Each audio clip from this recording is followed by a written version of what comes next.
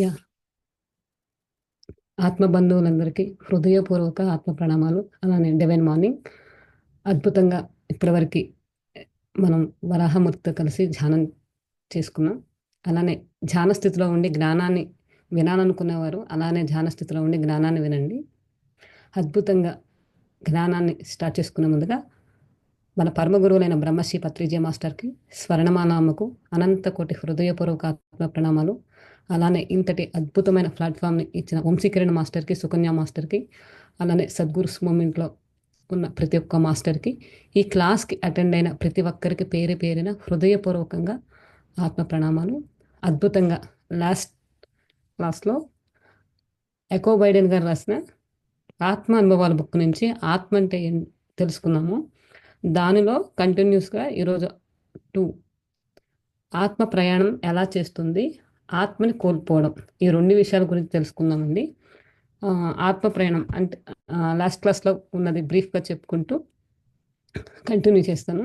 Last క్లాస్లో అంటే ఆత్మ ఎప్పుడైతే ఈ భూమి మీదకి వస్తుందో, అంటే వృద్ధాత్మ అయితే అంటే ఒక తల్లి గర్భంలో బిడ్డ ఆ 9 నెలలు ఉన్నప్పుడు అది డిపెండెన్స్ సోల్ మీద డిపెండెన్స్ అయి ఉంటుందన్నమాట.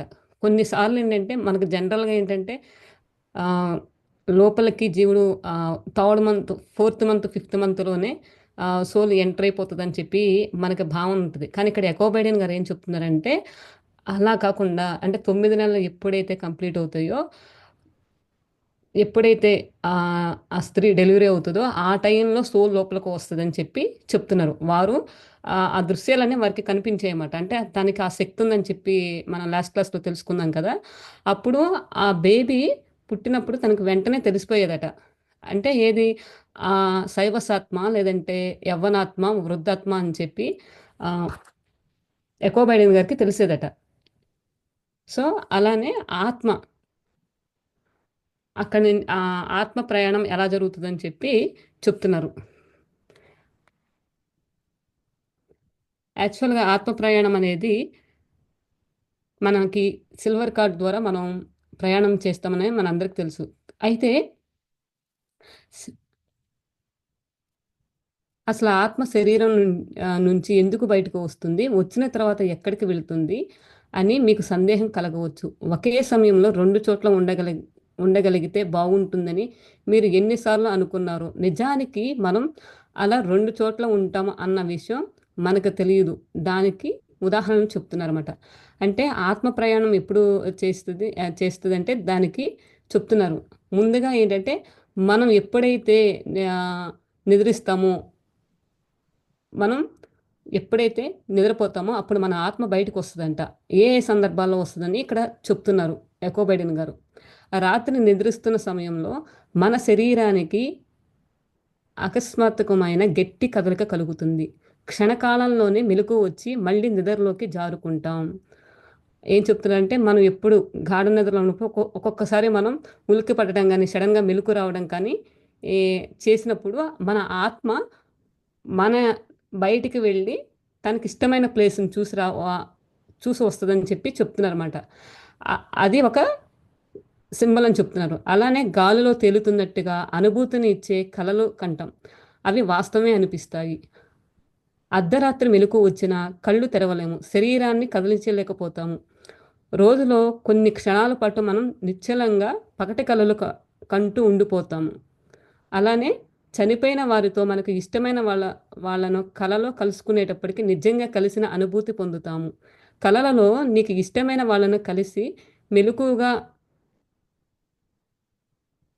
వాళ్ళను వదిలి వచ్చినందుకు బాధగా అనిపిస్తుంది. అంటే ఇక్కడ ఏం చెప్తున్నారంటే ఈ యొక్క ఆత్మ ప్రయాణం ఎలా జరుగుతుంది ఏంటి అవి మనం ఎలా గుర్తించాలని చెప్తున్నారంటే ఎకోబైడెన్ గారు, మనం నిద్రపోయినప్పుడు మన ఆత్మ బయటికి వెళ్ళి లోపలికి వచ్చినప్పుడు సడన్గా మెలకు వచ్చినప్పుడు కానీ, లేదంటే మన నిద్రలో ఎక్కడో ఒక విహరిస్తున్నట్టుగా కానీ, అంటే మనకి ఏంజల్స్ లాగా రెక్కలుండి మనం ఒక ప్లేస్ నుండి ఇంకో ప్లేస్కి వెళ్తున్నట్టుగా ఆ భావన ఉన్నప్పుడు కానీ, లేదంటే మనకి నిద్రపోతున్నప్పుడు ఒక్కొక్కసారి మనకి భయంకరమైన కళలు వచ్చినప్పుడు కానీ, అలానే ఇంకేం చెప్తున్నారంటే ఎకో బైడెన్ గారు, మనకి ఇష్టమైన వాళ్ళు అంటే చనిపోయిన వాళ్ళని కలలో మీట్ అయినప్పుడు, అలా మీట్ అయినప్పుడు మళ్ళీ మనం లేసిన తర్వాత వారి గురించి బాధపడుతున్నప్పుడు ఇవన్నీ చెప్తున్నారు. ఇవన్నీ కూడా ఆత్మ మనం నిద్రపోయినప్పుడు చేస్తుందని చెప్పి చెప్తున్నారు. అలానే మనకి 'వంశీకిరణ్' మాస్టర్ అదే కదండీ! మనకి చెప్పింది మనకి డ్రీమ్స్ ద్వారా. అంటే ఇలాంటి అనుభవాలు ఆస్ట్రల్‌గా ట్రావెల్ చేయడం కానీ ఇవన్నీ. అలానే నాకు చిన్నప్పుడు ఈ అనుభవాల్లో నాకు 2 అనుభవాలు నాకు వచ్చాయని ఈ పుస్తకం చదివిన తర్వాత నాకు అర్థమైంది. చిన్నప్పుడు ఏంటంటే నేను పడుకున్నప్పుడు ఆస్ట్రల్‌గా ఫ్లయింగ్ నేనేదో స్కైలోకి ఫ్లై అవుతున్నట్టుగా, ఒక ప్లేస్ నుంచి ఇంకో ప్లేస్‌కి వెళ్తున్నట్టుగా అలా నాకు డ్రీమ్ ఎక్కువ సార్లు వస్తూ ఉండేది. అలానే ఆహ్, ఎక్కువ సార్లు ఇంకొక డ్రీమ్ అంటే ఏమొచ్చేదంటే నేను తిరుపతి వెళ్తున్నట్టుగా, కొండలెక్కుతున్నట్టుగా. కానీ ఇప్పుడు ప్రస్తుతం తిరుపతి ఎలా ఉందో అలా ఉండేది కాదనమాట. చాలా కొన్ని వేల సంవత్సరాల క్రితం ఎలా ఉన్నదో అలా నాకు కనిపించేదన్నమాట డ్రీమ్‌లో. అది స్టిల్ ఇప్పటికి కూడా నాకు రిపీట్ అవుతూ ఉంటది. అంటే ఆస్ట్రల్‌గా మనం ట్రావెల్ చేస్తూ ఉంటామన్నమాట. అలానే ఇక్కడ ఎకో బైడెన్ గారు చెప్తున్నారు. మన ఆత్మ మన శరీరంలో మనం నిద్రపోయినప్పుడు ఇలాంటియన్నీ చేస్తూ ఉంటదని చెప్పి చెప్తున్నారు. అలానే భయంకరమైన దృశ్యాలు చూసినప్పుడు. భయంకరమైన అంటే మనం అనుకుంటాం గదా! నిద్రపోయినప్పుడు ఆహ్, ఏదో పీడకలొచ్చింది. ఇది ఏంటి అని మనం అనుకుంటాము. లేదంటే ఏదైనా చెప్పినా కానీ నువ్వు నిద్రలో ఏదో జస్ట్ కలగన్నావులే అని చెప్పి మన పెద్దవాళ్ళు చెప్తూ ఉండేవాళ్ళమాట. అంటే వాళ్ళకి ఆ జ్ఞానం ఉంటే కనుక అది జరుగుతదన్న విషయాన్ని మనకు తెలుస్తది. ఇప్పుడు ఈ జ్ఞానం మనకి కళల ద్వారా జ్ఞానం తెలిసింది కాబట్టి ఆహ్, మనకి ఇప్పుడు సపోజ్ నిన్న మా పాప నాకు చెప్తుంది. నాకొక డ్రీమొచ్చింది. నేను ఫ్లై అయినట్టుగా అని చెప్పి నైట్ నేను పడుకున్నప్పుడు తను చెప్తుందన్నమాట. అంటే నేను ఆల్రెడీ ఆ అనుభవాన్ని ఎక్స్‌పీరియన్స్ ఉన్నాను కాబట్టి తనకు చెప్పగలిగాను. అలానే మన చిన్నప్పుడు మన సరౌండింగ్స్‌లో మనం ఆ స్థితిలో ఒకవేళ చెప్పినా కానీ అర్థం చేసుకునే స్థితిలో ఉండకపోవచ్చు. అంటే ఇక్కడ ఏంటంటే మనము ఎప్పుడైనా సరే ధ్యానం చేస్తూ, పుస్తకాలు చదువుతూ, అనుభవాలు వింటున్నప్పుడు ఖచ్చితంగా ఆ జ్ఞానం మన ఆత్మస్థితికి చేరినప్పుడు మనలో మార్పు కూడా వస్తుంది. ఆత్మకి ఏం కావాలండి? ఆత్మకి ఈ భూమి మీదకి వచ్చింది దేనికి అంటే అనుభవాల కోసం మాత్రమే వస్తది. సో, అందుకని మనం అన్ని అనుభవాలు కూడా వింటూ ఉండాలి. అందుకనే మనకి పత్రిజీ మాస్టర్ ఏం చెప్తారంటే, ఏ ఎవరిని కూడా జడ్జ్ చేయొద్దు, కామెంట్ చేయొద్దు అని చెప్పి చెప్తారు. అంటే ఎవరి అనుభవం అది. ఆ ఆత్మ ఏ అనుభవం కోసం వచ్చిందో, ఏం నేర్చుకోవడానికి కోసం వచ్చిందో. అందుకని మనకి పత్రిజీ మాస్టర్ ఎప్పుడు కూడా ఆహ్, ఎవ్వరిని కూడా జడ్జిమెంట్ చేయొద్దు, ఆర్గ్యుమెంట్ చేయొద్దు, కామెంట్ చేయొద్దు అని చెప్పి ఆహ్, చెప్తున్నారు. అలానే ఎకో బైడెన్ కూడా అదే చెప్తున్నారిక్కడ. అలానే నేను కళలలో నేను మా మేనత్తండి తను బావడీ వెకేట్ చేశారు. తను బావడీ వెకేట్ చేసి కూడా ఒక 2, 3 ఇయర్స్ అవుతది. అయితే నేను కలలో వారిని నేను కలిసాను. అయితే నేను మాట్లాడానన్నమాట. ఏమనంటే మా ఆహ్, ఎ ఇక్కడేంటి నువ్విక్కడ ఎలా ఉన్నావు? అంటే నేను తననడుగుతున్నానన్నమాట. క్వెషన్ ఏమని అడుగుతున్నానంటే, "నువ్వు బాడీ వెకేట్ చేసి ఎళ్ళావు గదా! ఈ లోకానికి ఎలా వచ్చావు?" అని చెప్పి నేను అడుగుతున్నానన్నమాట.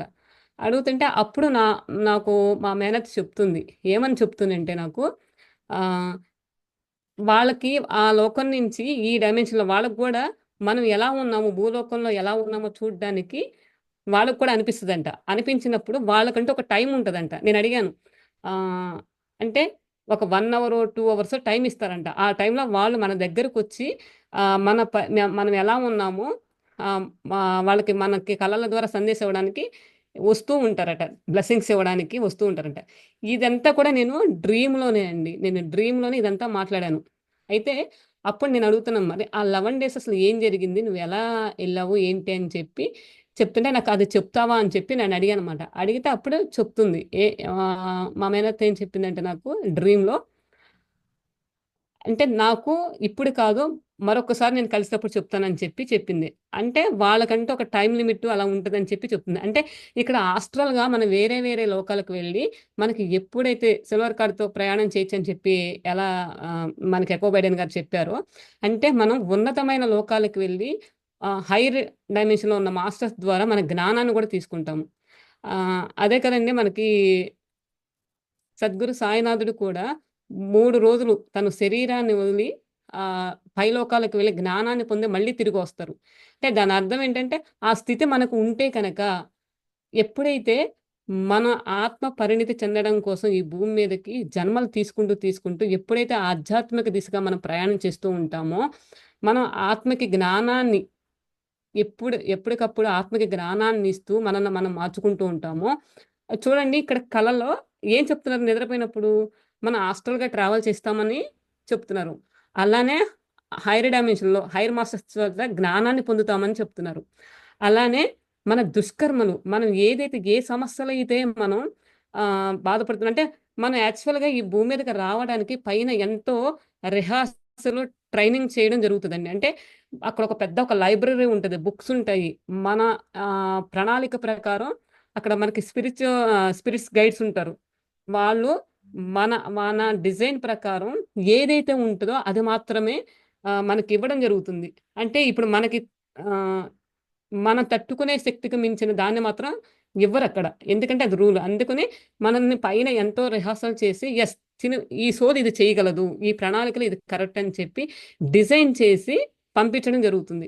కాకపోతే ఈ భూలోక యాత్రకు మనం ఎప్పుడైతే వస్తామో మరి మనమన్నీ కూడా మన గతంలో ఈ శక్తులని ఎప్పుడైతే జన్మ తీసుకొని మళ్ళీ వస్తామో అన్నీ కూడా ఈ మాయలో పడి మర్చిపోతామట. అందుకనే మనకి అద్భుతంగా ధ్యానంలోకి వచ్చిన తర్వాత కొంతమంది చూడండి ధ్యానంలోకి ఎలా వస్తారు?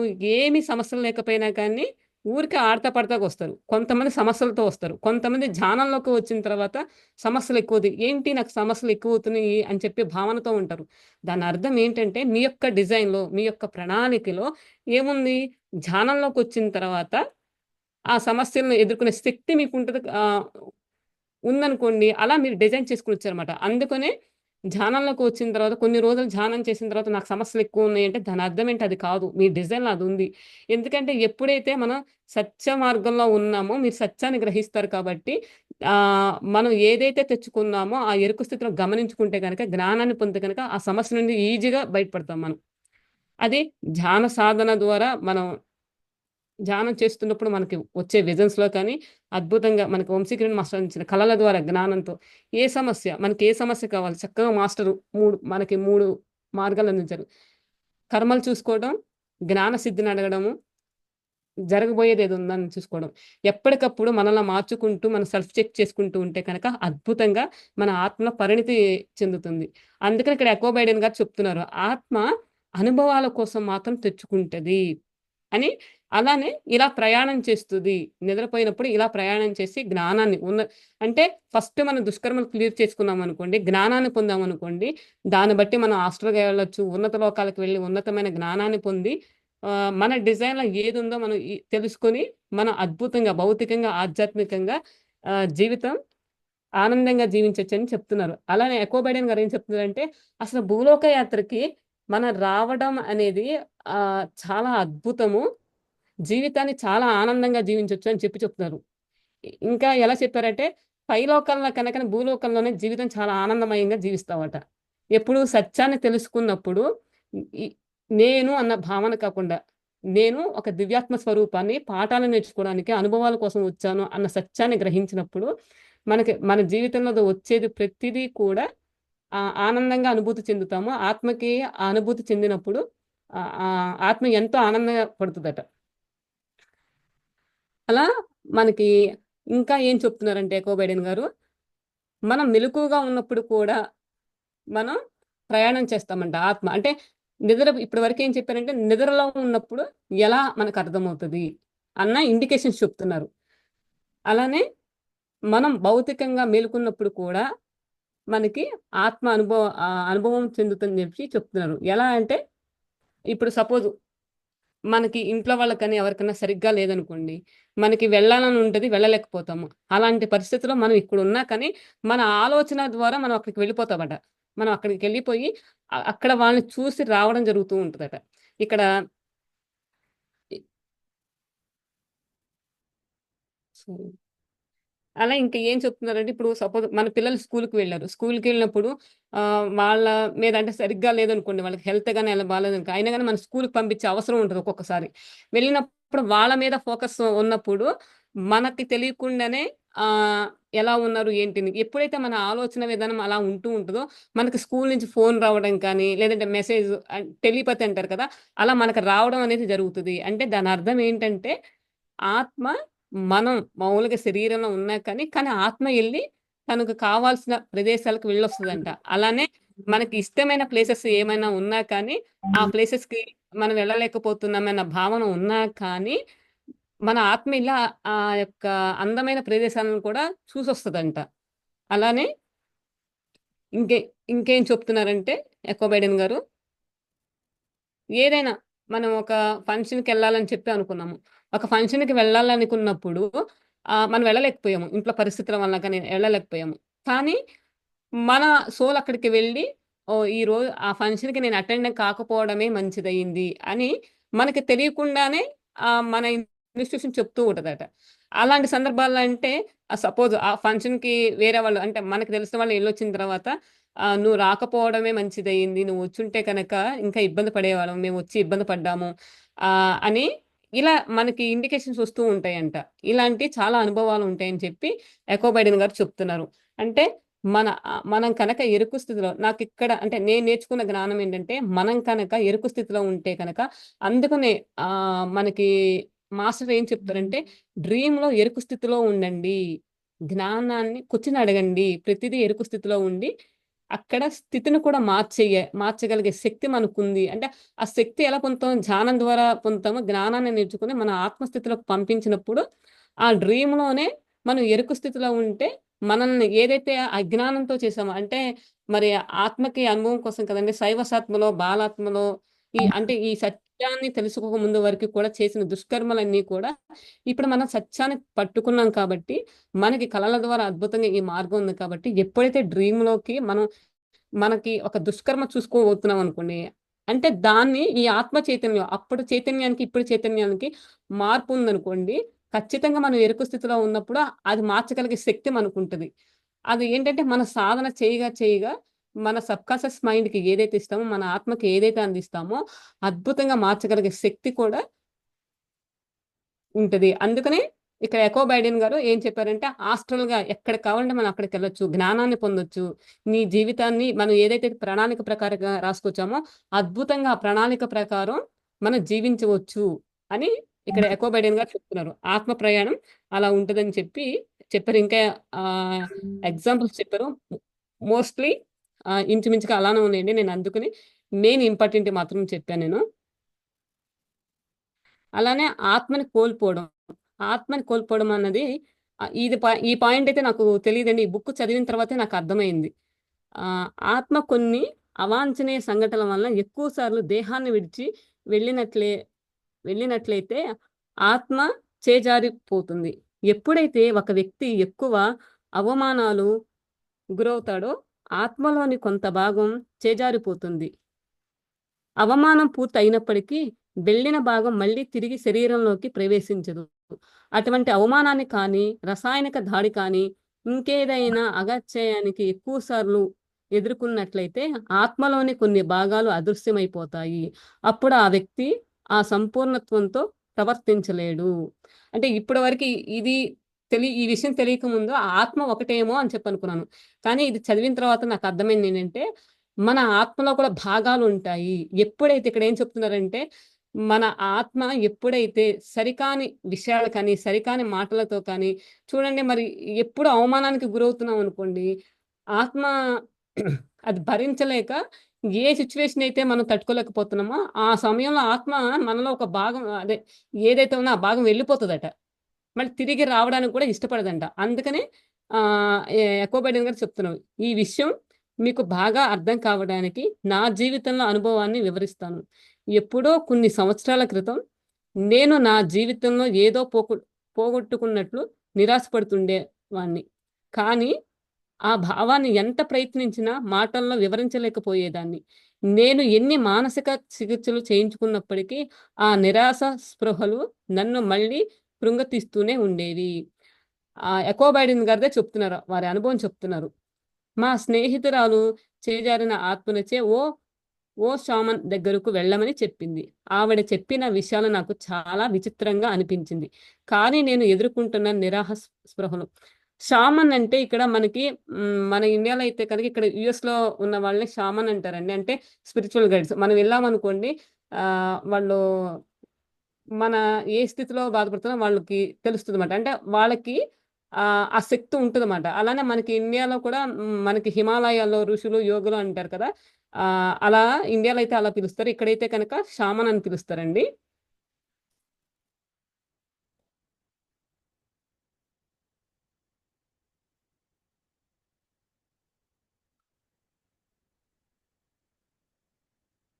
బయటపడడానికి ఎంత ప్రయత్నించి విసిగిపోవడం వలన షామన్ దగ్గరికి వెళ్ళాలని నిర్ణయించుకున్నాను. అంటే వాళ్ళ ఫ్రెండ్ చెప్పినా కానీ ఆవిడ వెంటనే వెళ్ళలేదన్నమాట.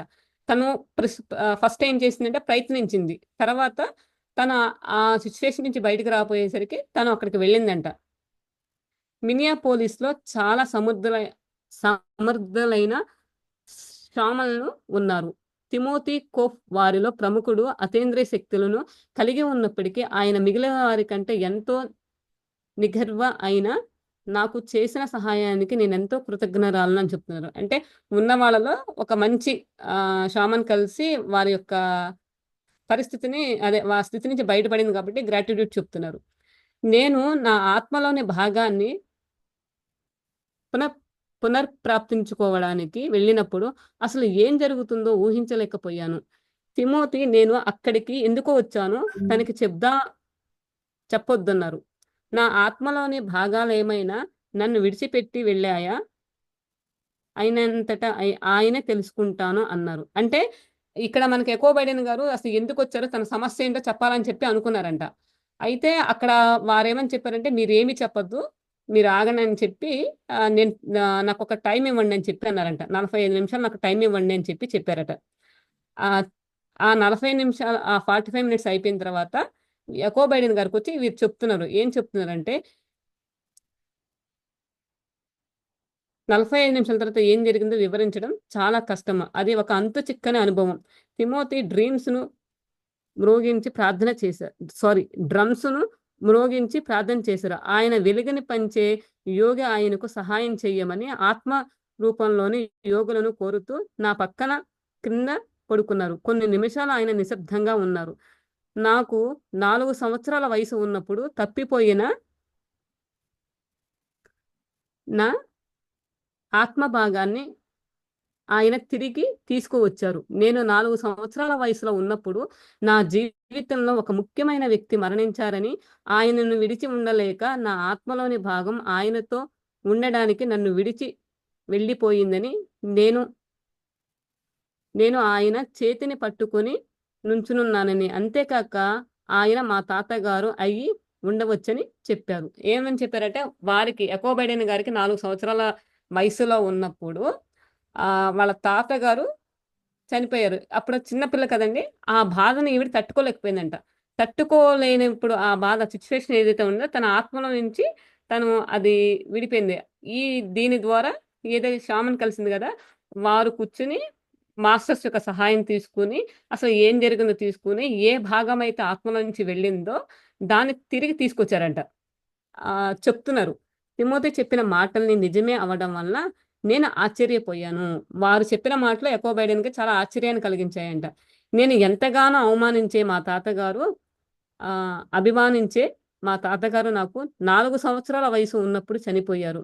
ఆయన నా ఆలనా పాలన చూసేవారు. తిమోతి తర్వాత త్వరలోనే నాలోని చిన్న పిల్లలకు కావాల్సిన ప్రేమను అందించే ఒక మగ వ్యక్తి నా జీవితంలోకి రాబోతున్నట్లు చెప్పారు. అతడు నేను చిన్నపిల్లగా ఉన్నప్పుడు మా తాతగారు నాకు అందించిన ప్రేమను అందించగలరని చెప్పారు. ఆయన చెప్పిన 2 వారాల్లోనే జేఫర్ మాక్స్‌వెల్ అనే వ్యక్తి ఓజాక్ రీసెర్చ్ ఇన్‌స్టిట్యూట్‌లో ఒకానొక సమావేశంలో కలిశాను. మాకు ఒకరితో ఒకరికి పరిచయం ఏర్పడడానికి 2 రోజులే పట్టింది. మా స్నేహం 2 సంవత్సరాలు కొనసాగింది. నాలోని పసిపిల్లకు కావాల్సిన ప్రేమను అందించిన వారిలో జెఫ్ కూడా ఒకరు. అంటే మన జీవితంలో ఏదైతే ప్రేమను అనుభూతి చెందలేదో, ఇక్కడ ఆ వ్యక్తి ద్వారా అంటే వాళ్ళ తాతగారు అందించిన ప్రేమని ఆవిడ పొందలేకపోవడంలో ఆ భాగం వెళ్ళింది కదా! వారు చెప్తున్నారు. ఏమని చెప్తున్నారు? నీ లైఫ్‌లోకి ఒక మగ వ్యక్తి వస్తారు. వారి ద్వారా నువ్వు చిన్నప్పుడు ఏ ప్రేమైతే మిస్ అయ్యావో, ఆ ప్రేమ నువ్వు పొందుతావని చెప్పి చెప్తున్నారన్నమాట. ఆత్మ పునఃప్రాప్తించడం వలన నాకు కలిగిన ఇంకొక లాభం ఏమిటంటే, నాలో ఎప్పటి నుండి పాతుకుపోయిన స్పృహలు మెల్లమెల్లగా తగ్గిపోయాయి. జీవితంలో ఏదో కోల్పోయిన భావన ఇంకా నాకు లేదు. ఒకానొక ఒక సంపూర్ణత్వాన్ని అనుభూతి చెందాను.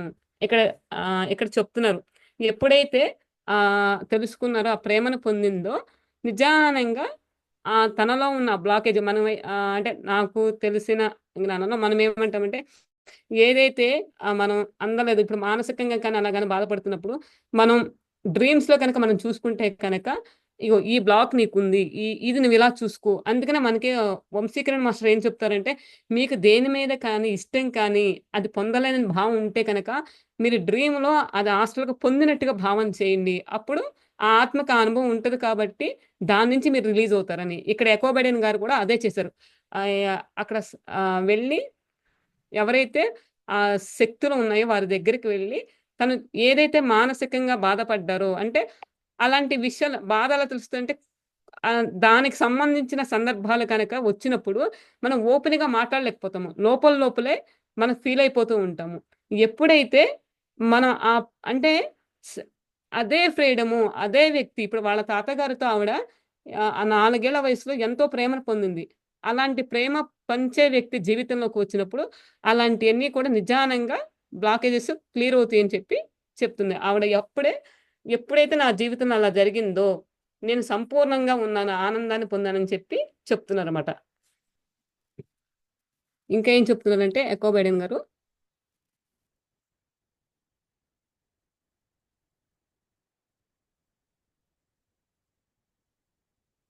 హ్మ్.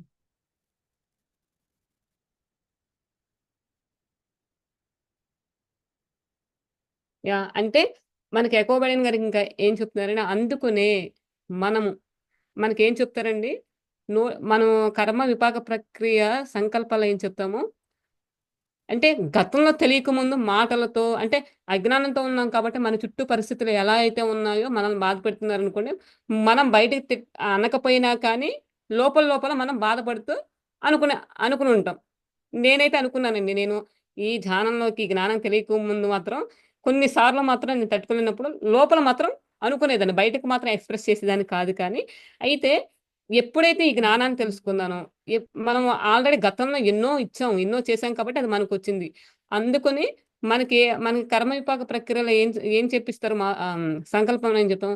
ఇక నుండి మన చూపు ద్వారా కానీ, మాట ద్వారా కానీ, చేతనల ద్వారా గాని ఏ ఒక్కరిని హింసించనని, బాధించనని మనం చెప్తాము. అంటే దాని అర్థం ఏంటంటే, మన ఆత్మ చాలా సెన్సిటివ్‌గా ఉంటదండి. అందుకని ఏ ఒక్కరిని కూడా చూడండి కొంతమంది మాటలు చాలా హార్డ్‌గా ఉంటాయి. అంటే ఒకేసారి గుండెల్లో గుచ్చుకున్నట్టుగా ఉంది అని బాధపడుతూ ఉంటారు. ఆ మాటల్లో నుంచి వాళ్ళు బయటికి రాలేరుమాట. అందుకనే మనం మాట్లాడే మాట చాలా జాగ్రత్తగా మాట్లాడాలి. ఎదుటి వాళ్ళని బాధ పెట్టే విధంగా మాట్లాడకూడదు. ఎప్పుడైతే ఎదుటి వాళ్ళని బాధ పెట్టే విధంగా మాట్లాడామో ఖచ్చితంగా యూనివర్స్ నియమం ఏంటంటే మనం ఏదిస్తే అదే తిరిగొస్తది.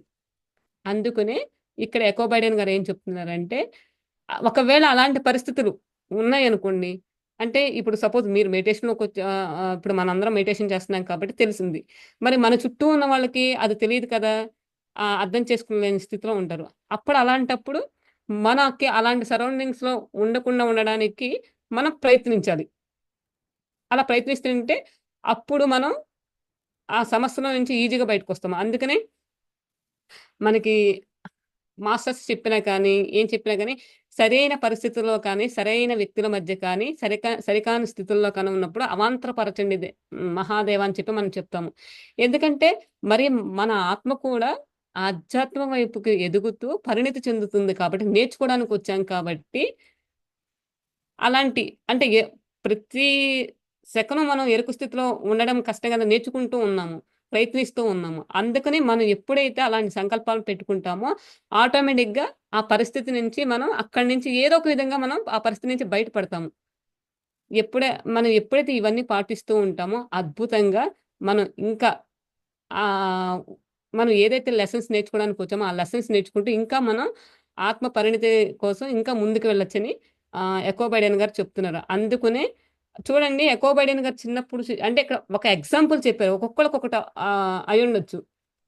ఇక్కడ నా ఎగ్జాంపుల్ నేను చెప్తానండి. నేను కన్సీవ్‌గా ఉన్నప్పుడు నైన్త్ మంత్ అంటే ఆ టైంలో తల్లిదండ్రులను చూడాలి అన్న ఫీలింగ్ అంటే తల్లిని చూడాలన్న ఫీలింగ్ ఎక్కువగా ఉంటది కదా! అయితే ఆహ్, నేనప్పుడు ఎలా అంటే వాళ్ళు అక్కడి నుంచి రాలేని పరిస్థితి, నేనెళ్ళలేని పరిస్థితి. అంటే అప్పుడు మా బాబు అప్పుడు ఫుల్ కోవిడ్ కాబట్టి నేను ఎళ్ళలేని పరిస్థితి. అయితే అప్పుడు నేను ధ్యాన స్థితిలో కూర్చొని ఆహ్, అప్పుడు నేను ఒక వర్క్‌షాప్ అటెండ్ అయ్యానండి. అక్కడ మా మాస్టర్ చెప్పారన్నమాట. సో, మీరు హాస్టల్‌గా వెళ్ళొచ్చు అని చెప్పి. అప్పుడు నేను ధ్యాన స్థితిలో కూర్చొని, నిజంగా నేనక్కడికి వెళ్ళి, ఆ ఫీలింగ్‌ని నా అనుభూతిని చెందాను. ఇప్పుడు ఏదైతే చెప్పారు కదా! ఎకో బైడెన్ గారు ఏమని చెప్పారంటే, మనకి ఏదైనా ఆహ్, దేని మీదైనా ఎక్కువ ఇష్టం కానీ ఆహ్, ప్రేమించే వ్యక్తులు అంటే ఇప్పుడు ఆ టైంలో కన్న తల్లిని చూడాలనిపిస్తది కదా! ఆ టైంలో నేను మెడిటేషన్‌లో కూర్చొని, మా అమ్మ ఒడిలో నేను తల పెట్టి పడుకొని, ఆ ప్రేమను పొందాను నేను. హాస్టల్‌గా పొందాను. అది నేను ఫీల్ అయ్యాను. అది ఎలా అంటే తర్వాత మాస్టరు అనుభవాలు అడుగుతూ ఉంటారు కదా! అనుభవాలు అడిగినప్పుడు నాకు వారు చెప్పకముందే నాకనిపించింది. అంటే మా అమ్మ ప్రేమ, మా నాన్న ప్రేమ అంటే ఆహ్ మా అమ్మ అందరి జనరేషన్ ప్రేమంతా కూడా ఆ బేబీకి ఎళ్తుంది అని చెప్పారన్నమాట. అది నాకు తెలియకుండానే నా ఇన్‌స్టిట్యూషన్ చెప్తుంది. వాళ్ళందరి ప్రేమ నీ బేబీకొస్తుంది అని చెప్పి చెప్పారన్నమాట. సో, నాకు ఈ బుక్కు ఇవన్నీ చదువుతున్నప్పుడు తెలియకుండానే మన ఆత్మకి అంటే చూడండి మనం పైలోకాల్లోనే ఎన్నో రిహార్సల్స్ వేసి బుక్స్ చదివి ప్రణాళిక ప్రకారం వస్తాం కదా! అంటే మనం ఎరుకు స్థితిలో లేకపోయినా కానీ మనం ఎప్పుడైతే ధ్యాన సాధన చేస్తూ ఆరంభిస్తామో మన ఆత్మకి గనక ఆ జ్ఞానం ఉంటే కనుక ఆ శక్తి ఉంటది. ఇదే ఎకో బైడెన్ గారు చెప్పారండి. నిజంగా మనకి వంశీకిరణ్ మాస్టర్ కళల ద్వారా జ్ఞానాన్ని అందించి చాలా అద్భుతంగా ఇంకా స్పిరిచ్యువల్‌గా అంటే మనం ఏదైతే పాఠాలు నేర్చుకోవడానికి వచ్చామో అవి ఎప్పటికప్పుడు చూడండి మన ఆత్మస్థితిని చెక్ చేసుకోవచ్చు. ఏదైనా దుష్కర్మ చూసుకున్నారనుకో దానికి గల కారణం మనం కనుక రోజు సాధన చేస్తే చాలా ఈజీగా జ్ఞానాన్ని పొందుతూ, మన జీవితంలో మనం ఆనందాన్ని భౌతికంగా, ఆధ్యాత్మికంగా ఎంతో అద్భుతంగా జీవితాన్ని ముందుకు ఆహ్, తి తీసుకెళ్ళొచ్చని నాకర్థమైందండి. ఈ బుక్కులో ఎకో బైడెన్ గారు కూడా అదే చెప్తున్నారు. థాంక్ యూ అండి. థాంక్ యూ సో మచ్ అండి. ఆహ్, ఈరోజు క్లాస్ ఇదే అండి. థాంక్ యూ సో మచ్ అండి.